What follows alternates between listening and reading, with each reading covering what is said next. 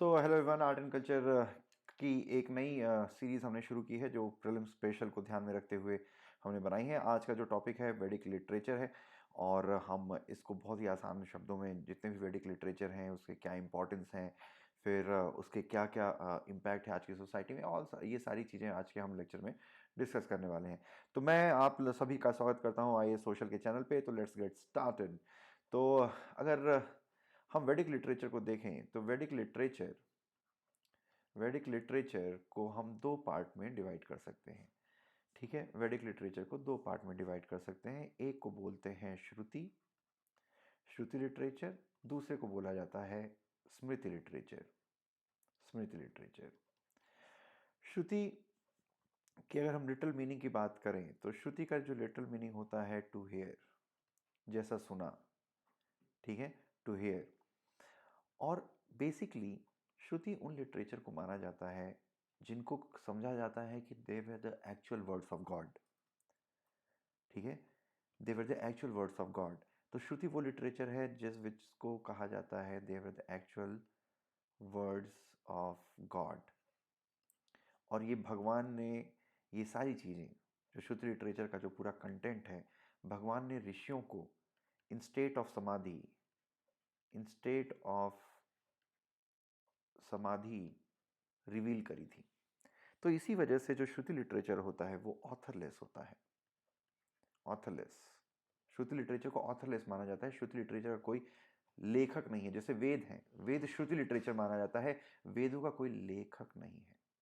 Vedas are authorless and that's why these munis, ये जो साधु हैं, they are the seers of Vedas, या वेदों के अलावा और जो भी श्रुति लिटरेचर है जिसको हम आगे डिस्कस करेंगे। ठीक है, और चूंकि they are the actual words of God, no change is allowed. No change is allowed. ठीक है, इसमें कोई बदलाव नहीं किया जा सकता। ये एक जनरेशन से दूसरी जनरेशन ओरल ट्रांसफर होता है। जैसे गुरु अपने शिष्य को बताता है, फिर शिष्य अपने शिष्य को रटाता है। तो एक तरीके से orally from generation to generation Shruti literature का ट्रांसफर होता है। इसमें कोई बदलाव नहीं होता है। और चूंकि इसमें कोई बदलाव नहीं होता तो किसी भी टाइम में जाए, किसी भी स्पेस में जाए, ठीक है, किसी भी कल्चर में अगर आप जाएं, तो आपको कोई भी वेदों में जो श्रुति लिटरेचर उसमें कोई बदलाव देखने को नहीं मिलेगा। आप वेद चाहे इस पब्लिकेशन का खरीद लें चाहे उस पब्लिकेशन का खरीद लें, आपको वेद समान मिलेंगे। महाभारत और रामायण जो है, जो स्मृति लिटरेचर का हिस्सा है, महाभारत और रामायण में ये चीज़ें नहीं देखने को मिलेगी।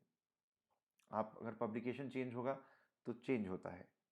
वाल्मीकि की रामायण अलग थी, तुलसीदास की रामायण अलग थी। वाल्मीकि की रामायण में भगवान को वाल्मीकि की रामायण में राम को एक राजा के रूप में दिखाया गया है, और तुलसीदास की जो रामचरितमानस है उसमें राम को भगवान के रूप में दिखाया गया है। सिमिलरली कंबन ने एक रामायण लिखी थी तमिल भाषा में, चोला पीरियड में, जिसको कंबन रामायण कहा जाता है। उसका नैरेटिव अलग है। ठीक है, तो ये सारी चीज़ें, इसमें आपको टाइम स्पेस और कल्चर में वेरिएशन देखने को नहीं मिलेगा। ठीक है, फिर दूसरी बात यह है कि चूंकि इसमें कोई चेंजेस नहीं होते तो they are considered as authoritative text of Hinduism. ठीक है, इसको ज़्यादा सुपीरियर माना जाता है। अब बात आती है स्मृति लिटरेचर की। तो श्रुति लिटरेचर का मैंने जैसे कि एग्जाम्पल बताया, Vedas are part of Shruti literature. Similarly Smriti literature का एग्जाम्पल है जैसे कि महाभारत, रामायण, वैसे और भी हैं, आगे हम डिस्कस करेंगे। तो स्मृति का जो लिटरल मीनिंग होता है टू रिमेंबर, जैसा याद किया हुआ। और they are not considered as the actual words of God, rather they are some part of human human origin. ठीक है, इंसान के मन से बनाई हुई चीज़ें, या इंसान का एक नैरेटिव इसमें जुड़ा हुआ है। ठीक है, and that's why they have particular author.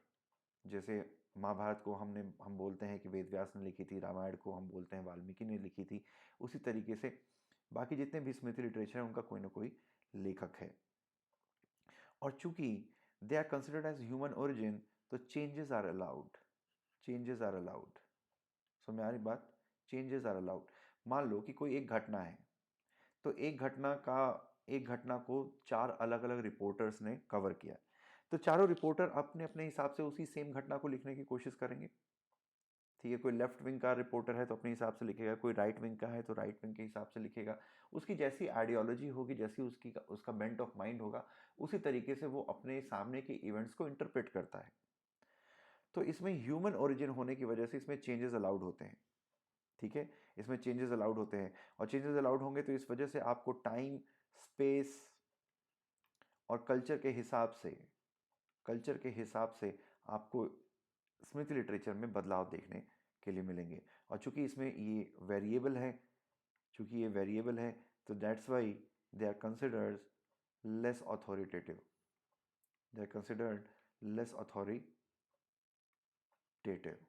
इसको ज़्यादा भरोसेमंद नहीं माना जाता है।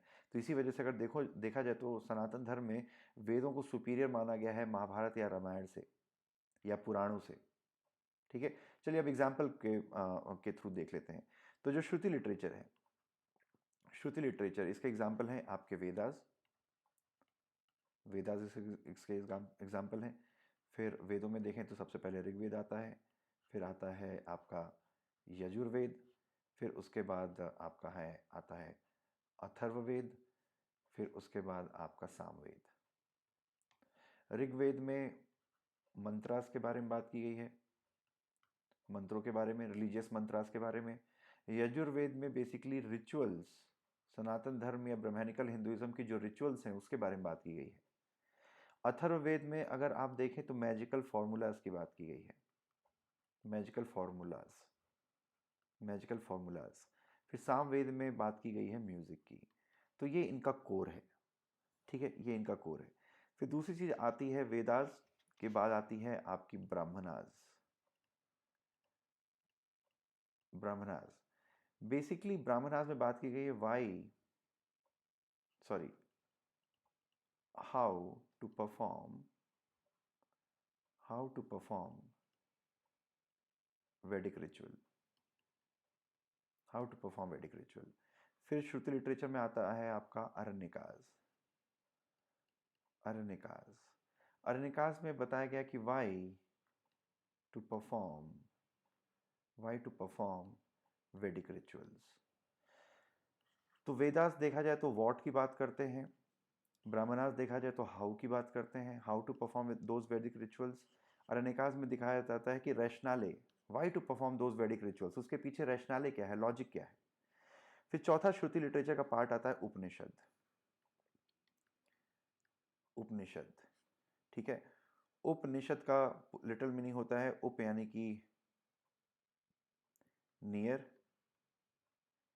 एंड शद यानी कि टू सिट। तो बेसिकली उपनिषद में बात की गई है जो भी ज्ञान गुरु के पास बैठने से मिलता है, गुरु के पास में बैठने से मिलने वाले ज्ञान को उपनिषद में कंपाइल किया गया है।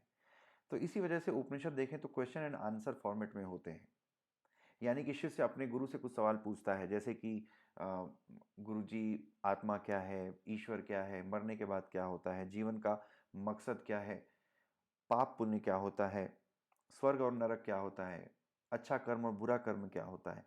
तो इन सारी चीज़ों के बारे में जनरली उपनिषद में डिस्कशन किया गया है। इसी वजह से उपनिषद क्वेश्चन एंड आंसर के फॉर्मेट में है, और उपनिषद का मतलब ही है बेसिकली गुरु के पास बैठने से प्राप्त होने वाले ज्ञान को उपनिषद कहा जाता है। ठीक है, फिर उपनिषद से रिलेटेड कुछ फैक्ट्स बता देता हूँ जो एग्जाम्पल को समझने में आसानी होगी, और जैसे एग्जाम में भी सवाल पूछे जाने की काफ़ी संभावना है। जैसे कि सत्यमेव जयते, ये सवाल पूछा था 2014 में यूपीएससी में, ये किस उपनिषद से लिया गया है, तो ये लिया गया है मुंडका उपनिषद। ठीक है, फिर अहम ब्रह्मास्मि को लिया गया है बृहद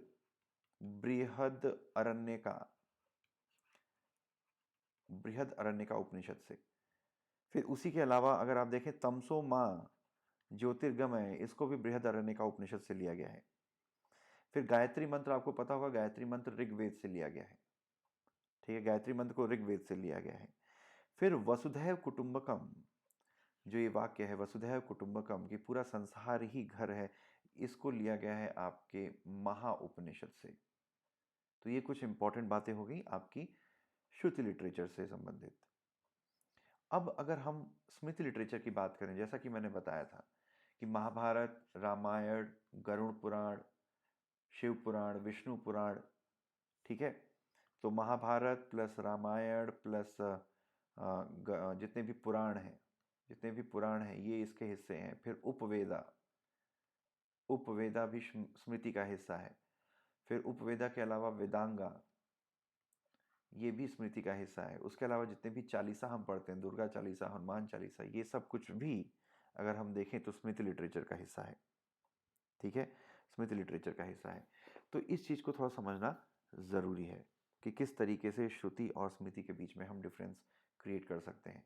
तो देखा जाए, अगर हम वापस आते हैं अपने कंटेंट की तरफ, तो जैसा मैंने बताया था, श्रुति ये का मतलब होता है हेयर, ये they were the actual words of God. इस वजह से इनको ऑथोरिटेटिव टेक्स्ट माना जाता है, इसमें कोई भी चेंजेस अलाउड नहीं है। ये orally generation to generation transfer किए जाते हैं। फिर स्मृति लिटरेचर को देखें तो इसका मतलब होता है टू रिमेंबर। चूंकि इसका ह्यूमन ओरिजिन है तो इसका कोई ना कोई ऑथर होता है, और चूंकि ह्यूमन ओरिजिन डिवाइन ओरिजिन नहीं है, श्रुति लिटरेचर का डिवाइन ओरिजिन है, स्मृति लिटरेचर का डिवाइन ओरिजिन नहीं है, ह्यूमन ओरिजिन है। इस वजह से इसको चेंजेस आर अलाउड, इसमें चेंजेस पॉसिबल है। फिर टाइम स्पेस और कल्चर के हिसाब से, कंटेक्स्ट चेंज होने के हिसाब से इस किताबों में, जो स्मृति लिटरेचर की किताबें हैं उसमें बदलाव होते हैं। लेकिन श्रुति का अगर आप देखेंगे तो उसमें कोई बदलाव नहीं मिलेगा आपको। कॉमा, पंक्चुएशन, सारी सारी प्रीपोजिशन एकदम word by word Shruti literature वैसा का वैसा होता है। इस वजह से इसको ऑथोरिटेटिव टेक्स्ट माना जाता है। और चूंकि श्रुति स्मृति से ज़्यादा सुपीरियर है, उसमें कोई क्योंकि बदलाव नहीं है, डिवाइन ओरिजिन है, तो श्रुति को हम ज़्यादा सुपीरियर मानते हैं स्मृति लिटरेचर के कंपैरिजन में। तो ये थे डिस्कशन। चलिए कुछ क्वेश्चन देख लेते हैं। Which of the following statement are correct about Shruti literature? It was authored by sages during Vedic period. तो सही बात है। पुराना जार श्रुति लिटरेचर, गलत बात है, पुराना जार स्मृति लिटरेचर। तो हमारा जो जवाब है वो हो गया ए। अगला सवाल है which of the following are considered under Smriti literature? ठीक है, कंसिडर अंडर श्रुति लिटरेचर। तो वेदास महाभारत ये होगा नहीं, वेदास ब्राह्मणास उपनिषद ये होगा आपका जवाब। वेदास उपनिषद उपवेदा ये भी गलत है, वेदास अरण्यकास महाभारत ये भी गलत है। तो B is our right answer. तीसरा है which of the following statement is correct about Smriti literature? तो Smriti literature is based upon memory, in other words which is produced out of human intellect. तो सही बात है, स्मृति का मतलब ही है कि to remember, it is based upon memory. Smriti text are written on the basis of और inspired by Shruti but given less importance और सुप्रीमेसी देन श्रुति। तो सही बात है कि basically Smriti literature Shruti literature के ही ऊपर बेस होते हैं, लेकिन चूंकि इसका ह्यूमन ओरिजिन है, स्मृति का ह्यूमन ओरिजिन है, इस वजह से इसको कम इंपॉर्टेंस मिलती है श्रुति के कंपैरिजन में। तो ये दोनों ही स्टेटमेंट सही है। फिर चौथा सवाल है which of the following statement are correct regarding Upanishad? Upanishad are also called Vedanta. सही बात है, मैं बताना भूल गया, तो उपनिषद को ही वेदांता कहा जाता है। फिर Shah Jahan translated many Upanishad into Persian. It was not Shah Jahan, it was Dara Shikoh. तो A is the right answer. Dara Shikoh translated many Upanishad into Persian. जो पर्शियन में ट्रांसलेशन है जिसका नाम है सर ए अकबर, ठीक है, सर ए अकबर, ये ट्रांसलेशन है बहुत सारे उपनिषद का पर्शियन भाषा में, जिसको हम सर ए अकबर कहते हैं। सर ए अकबर का मतलब होता है the great mystery, the great mystery. Getting my point? आगे देखते हैं which of the following Veda is considered as the genesis of all Indian music? तो जैसा मैंने बताया था कि सामवेद को हिंदुस्तान के जितने भी संगीत हैं उसका ओरिजिन माना जाता है, उसका फादर माना जाता है। तो ये था आज का लेक्चर। तो होप आपको ये लेक्चर पसंद आया होगा। इसको अगर पसंद आया तो ज़रूर सब्सक्राइब कीजिए, अपने दोस्तों तक इसको शेयर तक करने की जो है आपका कंट्रीब्यूशन है उसको करिए। और दोस्तों में शेयर करने के साथ साथ हमें मदद कीजिए कि हम इस जो चैनल है उसको एक रेवोल्यूशन बना सकें। ये एक क्राउड फंडेड इनिशिएटिव है जो आपके लिए हमेशा के लिए फ्री रहेगा, और हम इसी तरीके से अच्छा जो नॉलेज है, the great source of knowledge हम प्रोवाइड करते रहेंगे। इसका जो हैंड आउट है वो आपको नीचे डिस्क्रिप्शन बॉक्स में जाके टेलीग्राम चैनल पर मिल जाएगा। हमारे टेलीग्राम चैनल को भी ज़रूर सब्सक्राइब कीजिए। तो चलिए, thanks for watching, have a nice day, all the best.